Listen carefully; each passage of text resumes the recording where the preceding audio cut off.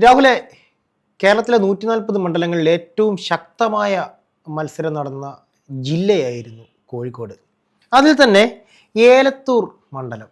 ഏലത്തൂർ മണ്ഡലത്തിൽ UDF വേണ്ടി വിദ്യാ ബാലകൃഷ്ണൻ, അതുപോലെ തന്നെ LDF വേണ്ടി AK ശശീന്ദ്രൻ, NDAക്ക് വേണ്ടി T ദേവദാസ് എന്നിവർ മത്സരിച്ചപ്പോൾ ഒരു ത്രികോണ മത്സരമായിരുന്നു നമ്മൾ പ്രതീക്ഷിച്ചിരുന്നത്. മുൻപ് നമ്മൾ ചർച്ച ചെയ്തിട്ടുള്ളതുമാണ്. പക്ഷേ എല്ലാം മാറി മറിഞ്ഞത് വളരെ പെട്ടെന്നായിരുന്നു.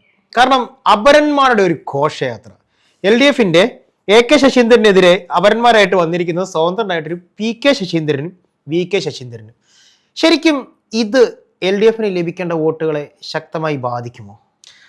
സ്വാഭാവികമായിട്ട് നമ്മൾ ആ മണ്ഡലത്തിൻ്റെ ഒരു കണക്ക് പരിശോധിച്ച് കഴിഞ്ഞാൽ നമ്മൾ ഇപ്പോൾ 2021 നമുക്ക് AK ശശീന്ദ്രൻ അവിടെ വിജയിക്കുന്നത് 38,502 വോട്ടുകൾക്കാണ് AK ശശീന്ദ്രൻ അവിടെ വിജയിക്കുന്നത്. അപ്പോൾ അതിനു മുമ്പിട്ടാണെങ്കിൽ 2016 29,021 വോട്ടിൻ്റെ ഭൂരിപക്ഷത്തിലാണ്. അപ്പോൾ അതിനു മുമ്പ് 2011 പോലും AK ശശീന്ദ്രൻ അപ്പോൾ സിറ്റിംഗ് സീറ്റായിട്ട് അദ്ദേഹം മത്സരിച്ച് വരുന്നൊരു മണ്ഡലമാണ്. അദ്ദേഹത്തിന് എല്ലാ വർഷവും വിജയ തുടർച്ച ഉണ്ടാക്കി കൊടുക്കുന്നൊരു മണ്ഡലം കൂടിയാണ്. പക്ഷേ ഇത്തവണ അദ്ദേഹത്തിന് ഏറ്റവും വലിയ അടി കിട്ടിയത് എങ്ങനെയാണ് എന്ന് വെച്ച് കഴിഞ്ഞാൽ ഈ NCP എന്ന് പറയുന്നത് നേരത്തെ ശരത് പവാറിൻ്റെ ഒരു പക്ഷമായിരുന്നു. അപ്പോൾ അവരുടെ ചിഹ്നം എന്ന് പറയുന്നത് ക്ലോക്കായിരുന്നു.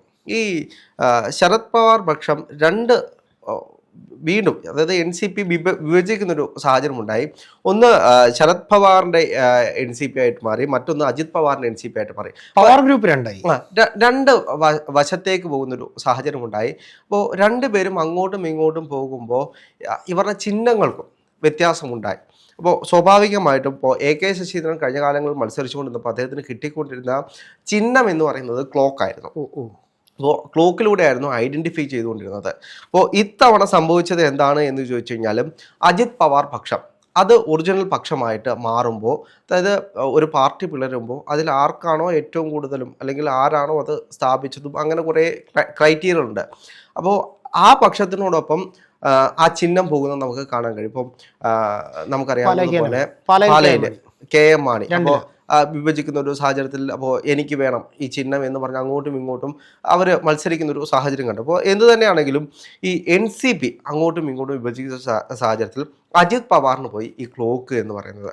അപ്പോൾ ഈ രണ്ട് അപരന്മാരുണ്ട് എന്ന് പറയുമ്പോഴും ഒന്ന് PK ശശീന്ദ്രനും ഒന്ന് VK ശശീന്ദ്രനുമാണ്. അപ്പോൾ ഈ PK ശശീന്ദ്രൻ മത്സരിക്കുന്നത് അജിത് പവാറിന്റെ പക്ഷത്ത് നിന്നാണ് മത്സരിക്കുന്നത്. ചിഹ്നം ക്ലോക്കാണ്. അതെ, ചിഹ്നം ക്ലോക്കാണ്. കഴിഞ്ഞ കാലങ്ങളിൽ AK ശശീന്ദ്രൻ മത്സരിച്ചുകൊണ്ടിരുന്ന സീറ്റിൽ രണ്ട് അപരന്മാർ, അതേ ശശീന്ദ്രൻ എന്ന് പേരുള്ള രണ്ട് അപരന്മാർ പെട്ടെന്ന് തന്നെ ആളുകൾക്ക് മാറിപ്പോകും. AK Saseendran, VK Saseendran, PK Saseendran, മൂന്നെണ്ണം. ചിഹ്നവും കഴിഞ്ഞ കാലങ്ങളിൽ നിന്നെല്ലാം വ്യത്യസ്തമായിട്ട് ചിഹ്നം മാറുന്നൊരു സാഹചര്യം ഉണ്ടായി. അല്ല, ശരിക്കും പറഞ്ഞു കഴിഞ്ഞാൽ AK ശശീന്ദ്രൻ ശരിക്കും പറഞ്ഞു കഴിഞ്ഞാൽ പെട്ടു എന്ന് തന്നെ പറയണം. കാരണം ചിഹ്നം പോയി. ആ ചിഹ്നം ആൾക്കാർക്ക് ഐഡന്റിഫൈഡ് ആയിട്ടുള്ള ചിഹ്നമാണ്.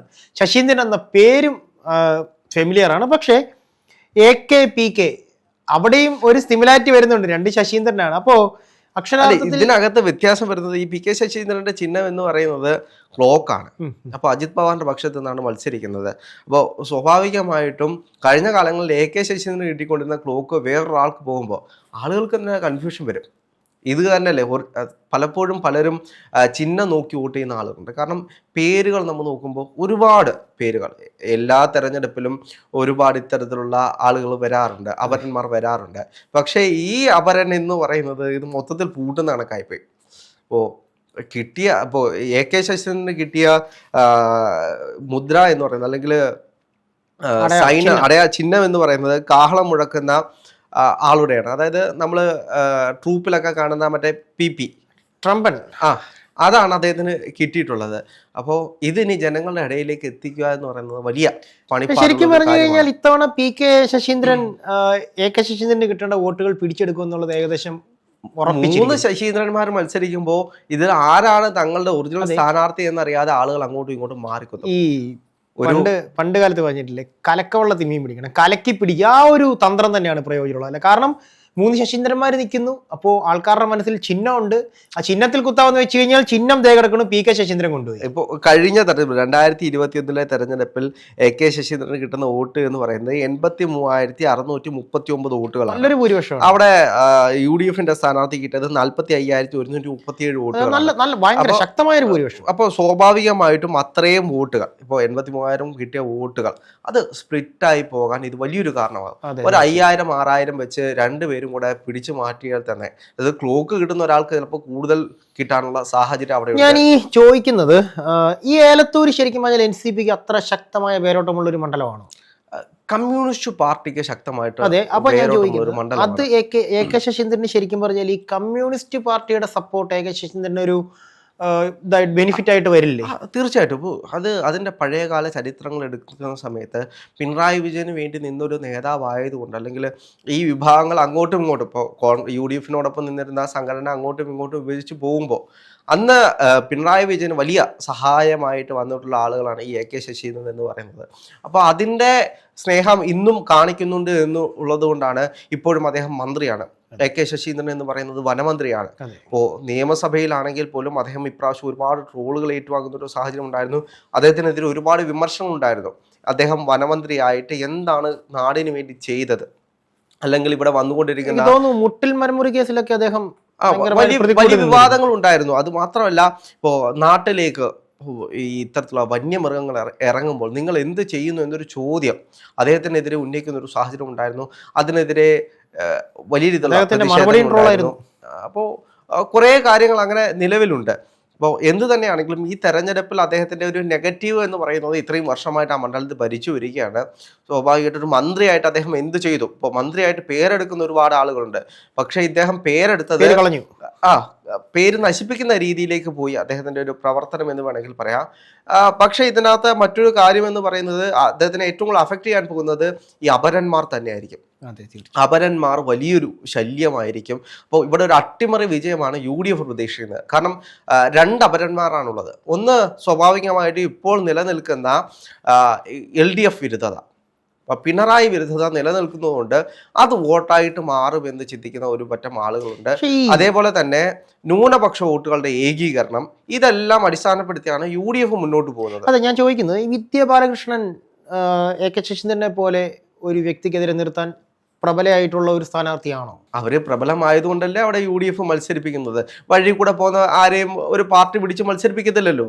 സ്വാഭാവികമായിട്ടും ഇത്തവണ കാര്യങ്ങൾ കുറച്ചുകൂടി മാറി മറിയുന്ന എവിടെയാന്ന് ചോദിച്ചു കഴിഞ്ഞാൽ, ഈ NDA ശക്തമായ ഒരു നീക്കമാണ് നടത്തിയിട്ടുള്ളത്. അല്ല, അവിടെ UDF കൃത്യമായിട്ടുള്ള നീക്കങ്ങൾ നടത്തിയതുകൊണ്ടാണ് അവിടെ 2 വിമതന്മാർ ഉണ്ടാകുന്നതും.